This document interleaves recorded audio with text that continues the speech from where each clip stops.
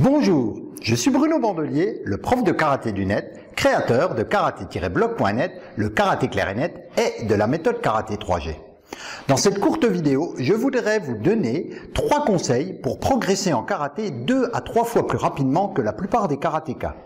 Donc pour commencer, j'aimerais que vous ayez juste de quoi prendre des notes. Si vous pouvez attraper dès maintenant une feuille de papier, un stylo, un crayon, bref, de quoi prendre des notes, parce que les conseils que je vais vous donner, je vais vous donner des conseils concrets pour ne plus stagner et retenir toutes les techniques de karaté, apprendre un kata et ne plus jamais l'oublier, et enfin obtenir votre ceinture noire plus rapidement.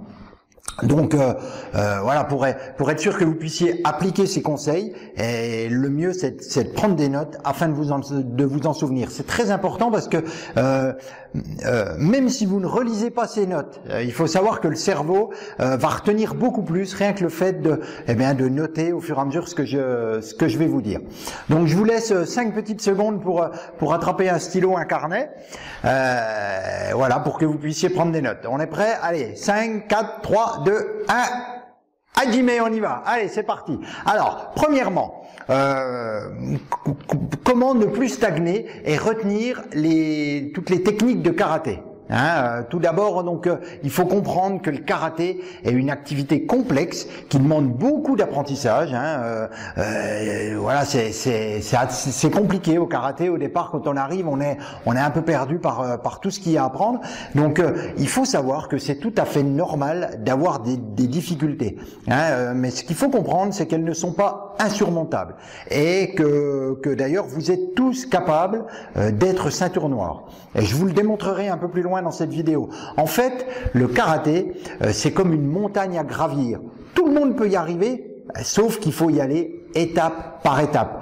Il faut savoir gravir les marches l'une après l'autre. Voilà, donc rien ne sert quand vous arrivez de vouloir apprendre tous les katas, de vouloir apprendre toutes les techniques. Non, on le fait l'une après l'autre. Voilà. Mais un gros problème de l'apprentissage du karaté, c'est l'oubli. En effet, le cerveau a un grand souci. Il oublie tout ce qu'il voit.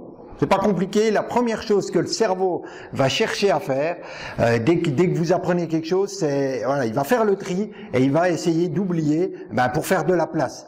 Alors c'est sûr que c'est pratique, ça évite d'avoir le cerveau qui est complètement rempli de choses inutiles, mais bon voilà, quand on veut retenir quelque chose, c'est pas évident. C'est ce qu'on appelle le phénomène en fait c'est la courbe de l'oubli. Voilà, je cherchais le nom, c'est la courbe de l'oubli. Alors concrètement, lorsqu'un débutant sort d'un cours, très vite il va commencer à oublier ce qu'il a appris. Et au bout de 2 jours à peu près, il aura oublié 80 à 90% de l'information, et au bout de quelques jours, il aura oublié quasiment toute l'information qu'il avait appris pendant le cours. Donc l'important, c'est pour ça, l'important, c'est ce que je dis toujours, c'est de ne pas négliger le travail personnel. C'est extrêmement important. D'une séance à l'autre, du lundi au mercredi par exemple, on perd une grande partie du contenu qu'on a appris avec le professeur. Alors, le prof, il vous apprend plein de choses, mais si vous cherchez pas à les retenir, vous allez l'oublier. Alors si en plus, chaque séance par exemple fonctionne avec une thématique, par exemple la séance du lundi c'est kumité, la séance du mardi c'est kata, si vous faites la séance de kata le mardi par exemple, ou le mercredi, je sais pas, si vous attendez une semaine pour refaire des katas, il est fort possible que vous ayez tout oublié d'une séance à l'autre. Donc voici, c'est pourquoi il faut s'entraîner en dehors des cours et pratiquer le plus souvent possible. Alors voici un conseil à appliquer dès maintenant pour retenir l'essentiel de ce que vous allez apprendre pendant les cours. Et puis ça va vous permettre bien sûr de progresser beaucoup plus vite. Alors quand vous sortez du cours, faites une pause de quelques minutes et essayez de vous remémorer tout ce que vous venez d'apprendre. Donc vous repassez, vous rebalayez dans votre tête tout le cours en accéléré, hein, vous essayez de revisionner depuis l'échauffement, tout ça, tout ce que vous avez fait et les points importants. Vous pouvez même prendre des notes sur un carnet, hein, comme je vous ai dit tout à l'heure, ça permet au cerveau en fait, vous allez retenir beaucoup plus rien qu'en prenant des notes, même si vous relisez pas vos notes plus tard, c'est pas grave, même si vous les écrivez sur un papier et puis qu'après le papier vous le jetez, c'est pas très grave. Voilà. Puis quand vous arrivez à la maison, eh bien vous refaites le même exercice de mémorisation. Hein, vous retravaillez, voilà, vous réfléchissez pendant quelques minutes, et puis après vous essayez de travailler pendant 5 minutes. Eh bien les points essentiel du cours. Si vous avez fait par exemple des Maïgueri, hein, si le cours c'était un cours sur Maïgueri, eh bien vous allez essayer de vous souvenir de tout ce que votre prof vous a dit sur les explications, tout ça, comment faire bien un Maïgueri. Après vous retenez sûrement pas tout, c'est pas grave, mais essayez de vous rappeler l'essentiel de ce qu'il a dit. Et puis faites quelques séries de Maïgueri. Voilà, pour que votre corps intègre tout ça. Et puis vous allez recommencer cet exercice de mémorisation, eh bien, une fois par jour, jusqu'au prochain cours. Et vous verrez que quand vous reviendrez au dojo, eh bien, par rapport à d'habitude, eh bien, vous verrez que vous aurez retenu beaucoup plus d'informations et que vous aurez même progressé par rapport au cours d'avant. Et ainsi, en faisant comme ça à chaque fois, eh bien chaque cours va devenir de plus en plus passionnant, parce qu'à chaque fois vous aurez vraiment cette impression de gravir une marche. Voilà, chaque cours va être une marche supplémentaire qui vous emmènera vers le sommet de votre art, et puis vous allez vraiment vous éclater. Alors pour réviser chaque jour à la maison, hein, bien sûr vous allez pouvoir soit le faire comme je vous ai dit, mais vous pouvez également utiliser mes vidéos. Hein. Si vous vous souvenez plus, par exemple, je donnais l'exemple tout à l'heure de Maïgueri, mais ça peut être par exemple Oitsuki. Vous avez fait Oitsuki en cours, eh bien, si vous vous rappelez plus bien ce que le prof vous a dit, vous pouvez regarder ma vidéo et puis voilà, vous aider des conseils que je vous donne dans la vidéo d'Oitsuki ou dans la vidéo de Maïgueri ou enfin peu importe. Alors, le deuxième conseil que je voulais vous donner, et cette fois-ci va vous permettre d'apprendre un kata et de ne plus l'oublier. Hein, ce qui va vous permettre au fil du temps de passer vos ceintures plus rapidement. Alors, comme on vient de le voir juste avant, notre cerveau oublie très vite. Hein, si on fait pas un effort de mémorisation personnelle, eh ben voilà, le cerveau d'un cours à l'autre, il a tout oublié. Donc à chaque fois, eh bien il faut réapprendre les katas. Alors, même le tout premier kata, même s'il paraît simple, vous inquiétez pas, c'est tout à fait normal pour un débutant, eh bien, qui mette du temps à l'apprendre, hein, parce que, quel que soit le kata, enfin surtout quand on débute, non seulement il faut apprendre le kata, mais en plus, il faut apprendre chaque technique du kata. Hein. On va apprendre le diagramme du kata, l'ambusen, mais chaque technique l'une après l'autre va être nouvelle pour nous. Donc c'est tout à fait normal de mettre du temps, et c'est tout à fait anormal de trouver ça difficile, alors que voilà, ceux qui sont là depuis quelques mois vous disent non, il est facile le premier. Non, c'est normal. Voilà, il n'est pas facile pour un débutant, il n'est pas facile. Mais ce qu'il faut comprendre, c'est que le kata, il nous sert juste à travailler, à perfectionner nos techniques. Hein, il sert pas à autre chose, le kata. Donc un kata fait partie de l'apprentissage. Alors quand je dis qu'il fait partie de l'apprentissage, il faut pas, c'est pas le fait d'apprendre le kata. Hein, qui fait partie de l'apprentissage. Le kata vous sert pas qu'à passer des grades. Le kata, en fait, c'est la pratique du kata qui fait partie de l'apprentissage. Et il faut bien comprendre la différence. En clair, pour résumer, apprendre un kata ne sert pas à grand chose concrètement, je veux dire. Ça sert à rien d'apprendre un kata, rien que pour l'apprendre. Et d'ailleurs l'apprentissage en lui-même doit être très rapide, parce que c'est qu'une fois qu'on a appris le kata, c'est qu'une fois qu'il est appris, qu'il va vous servir à travailler vos techniques et à réellement progresser. C'est seulement après. Alors bon, comment retenir un kata et ne plus l'oublier? Alors je vais vous donner une méthode. Alors vous allez découper votre kata en 5 ou 6 morceaux. Hein, et vous allez commencer par apprendre le dernier morceau. Par exemple, si vous faites, je sais pas moi, Heian Shodan, eh bien vous allez, le dernier morceau, ça va être la série des 4 chuto. Voilà. Hein, c'est votre dernier morceau. Alors ensuite, vous allez répéter ce dernier morceau tous les jours. Tous les jours, vous le répétez jusqu'à ce que vous le connaissiez par cœur et que vous n'ayez plus besoin de réfléchir pour le faire. Voilà, le jour où vous arrivez puis que vous dites, allez, je fais le dernier morceau du kata, tac, tac, tac, on fait les chutos nickel. Bon, bah c'est bon. Là, ensuite, vous ajoutez le morceau précédent, hein, vous le mettez avant, et vous répétez chaque jour, eh bien les deux morceaux l'un après l'autre. Par exemple, là quand je reprenais l'exemple des Yan Shodan, eh ben on va faire la dernière ligne droite, le demi-tour et les chutos. Voilà, dernière ligne droite, le demi-tour et les chutos. Et ainsi de suite. On ajoute, jusqu'à ce qu'on connaisse les deux morceaux par cœur, on continue tous les jours, et ainsi de suite. On va ajouter à chaque fois le morceau qui précède, jusqu'à ce qu'on arrive à faire le kata complètement par cœur, sans réfléchir. Donc vous allez peut-être mettre une semaine, 2 semaines, 3 semaines, c'est pas grave. Hein, si vous mettez 2-3 semaines pour connaître votre kata par cœur, eh bien, ce sera certainement plus rapide que la plupart des gens. Donc, voilà, c'est très bien. Et à ce moment-là, donc, vous connaissez votre kata. Mais si vous en restez là, eh bien, votre cerveau, il va faire comme il fait d'habitude, il va s'empresser de l'oublier. Il faut que votre cerveau sache que ce kata que vous venez d'apprendre, eh bien, il est très important pour vous et qu'il ne doit pas l'oublier. Alors pour ça, c'est très simple. Il vous suffit de faire votre kata tous les jours pendant au moins 66 jours. Alors ça paraît beaucoup, hein, mais en fait c'est pas énorme. On n'a pas besoin vous n'avez pas besoin d'énormément de temps, il n'y a pas besoin de mettre de force. Hein. Il suffit juste de faire votre kata complet, 1, 2, voire 3 fois par jour, plus si vous voulez. Hein, mais voilà, en fait c'est le même principe que ce qu'on applique quand on fait de la rééducation. Hein, il va falloir répéter un geste tous les jours pendant 2 ou 3 mois pour que le cerveau et le corps le retiennent. Alors au bout des 66 jours, votre cerveau aura imprimé le kata dans la mémoire à long terme et vous ne l'oublierez plus jamais. Ce sera exactement comme faire du vélo. Hein, même si ensuite vous êtes 3 mois sans faire votre kata, eh ben c'est pas grave, vous l'aurez pas oublié. Il sera gravé dans votre mémoire à long terme.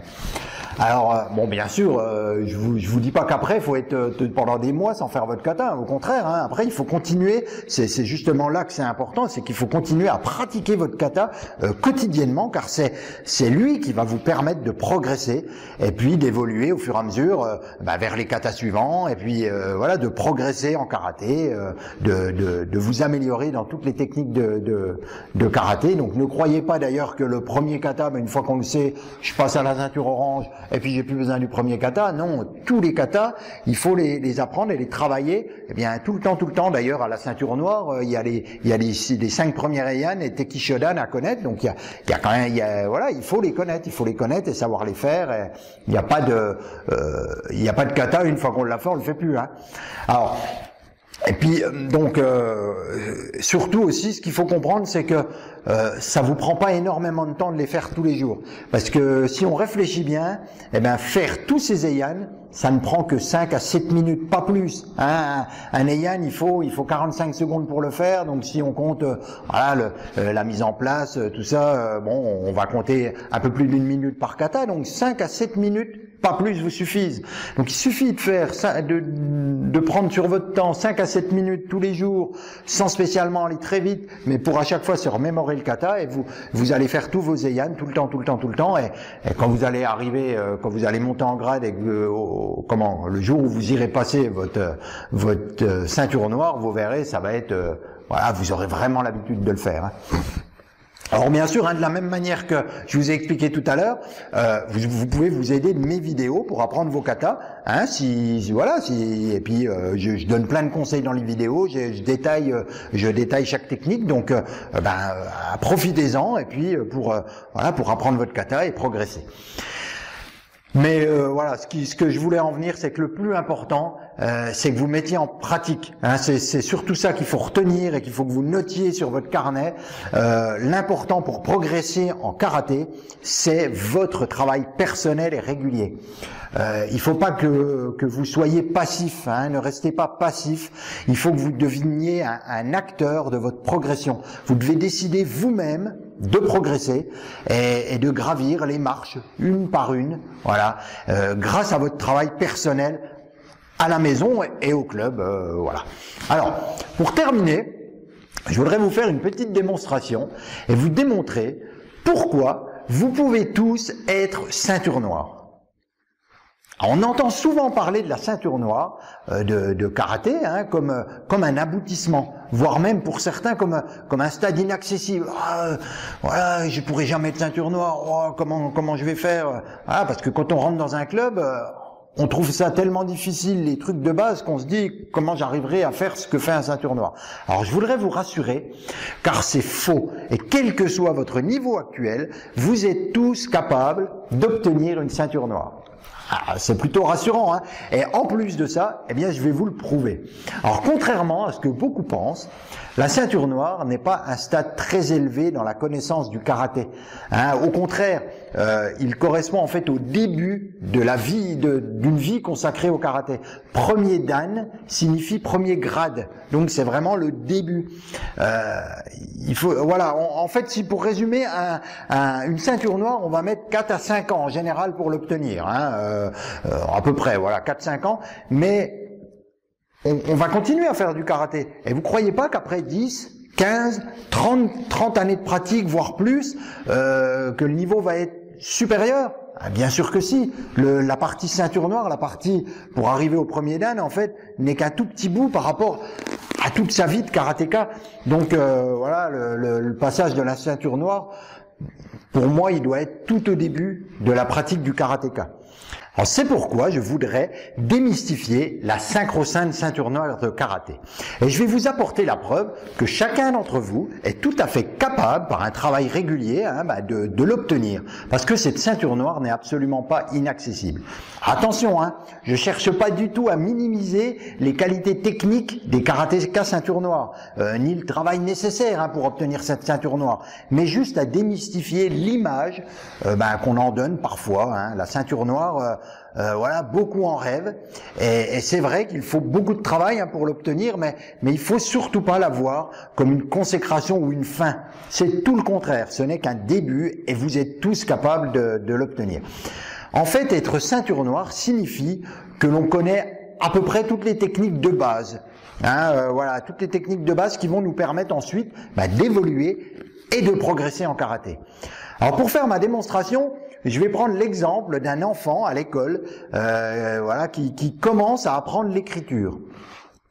Alors au début, il doit apprendre à dessiner chaque lettre, une par une, en faisant des lignes de A, puis il va faire des lignes de B, puis des lignes de C, etc., etc. Alors au début, ces lettres sont toutes bancales, mais au fur et à mesure qu'il s'entraîne, il va s'améliorer et il devient de plus en plus précis, et voilà, il va écrire de mieux en mieux. Ensuite, en regroupant les lettres, son maître d'école va lui apprendre à former des syllabes, pour entendre des sons différents, puis il va former ses premiers mots, et puis au bout de quelques temps, il va pouvoir écrire ses premières petites phrases, et ainsi de suite, et il va apprendre les subtilités de l'orthographe, de la conjugaison, et arrivé à la fin du cours moyen, juste avant le collège à peu près, l'élève connaît tous les mots courants, et il est capable de lire et d'écrire correctement. Alors à ce moment-là, son maître d'école pourrait le nommer ceinture noire d'écriture. Ah oui, en fait, il connaît toutes les bases de l'écriture. Il a mis environ 5 ans pour y arriver, à peu près comme pour la ceinture noire. Et ces bases vont lui permettre maintenant d'évoluer toute sa vie, en lisant, en écrivant, en critiquant, en apprenant, grâce à l'écriture. Bref, ces bases vont être les outils indispensables pour lui, pour graver les marches de sa connaissance. Alors en karaté, c'est exactement pareil. Après 4 ou 5 ans de pratique, on va obtenir une ceinture noire, et on aura forgé en fait son corps et acquis le bagage technique pour pouvoir commencer l'apprentissage du karaté, pour gravir une à une les marches de la connaissance de notre art. Alors pour conclure donc ma démonstration, je dirais tout simplement que si vous avez été capable d'apprendre à écrire, vous êtes capable d'obtenir votre ceinture noire. Voilà, donc tout ça parce que la ceinture noire n'est pas le sommet du karaté, elle est en fait les fondations, le socle sur lequel le karatéka doit pouvoir continuer sa progression toute sa vie. Alors quand je dis qu'elle est le socle, la ceinture noire n'est qu'un début, mais c'est ce que je viens de dire aussi, c'est qu'elle est aussi les fondations du karaté. Et sans fondation, eh bien il n'y a pas de progression possible. C'est pourquoi il ne faut pas négliger la ceinture noire et à mon avis, il faut essayer de la passer le plus vite possible. Ne restez pas 10-15 ans en vous disant oh non mais moi je passe pas ma ceinture noire, parce que dans votre esprit vous avez cette impression que c'est la fin, alors que pas du tout, c'est le début. Donc travaillez, allez étape par étape pour gravir les échelons et devenir ceinture noire, et après continuez votre travail de progression et d'apprentissage et vous allez vous éclater dans le karaté. Alors aujourd'hui, donc dans cette vidéo, on va reprendre un petit peu. Donc on a appris comment ne plus stagner en karaté et comment retenir toutes les techniques que vous apprenez au fur et à mesure que vous les apprenez. Comment on les retient, comment apprendre un kata et ne plus l'oublier pour que pour pouvoir passer vos ceintures plus rapidement, et puis aussi pour progresser dans l'apprentissage de votre karaté. Et puis vous avez appris également que quel que soit votre niveau actuel, eh bien vous êtes tous capables d'obtenir une ceinture noire. Alors l'important en fait, c'est d'y croire et de faire un travail régulier et personnel. Je vous dis à très vite, bye bye.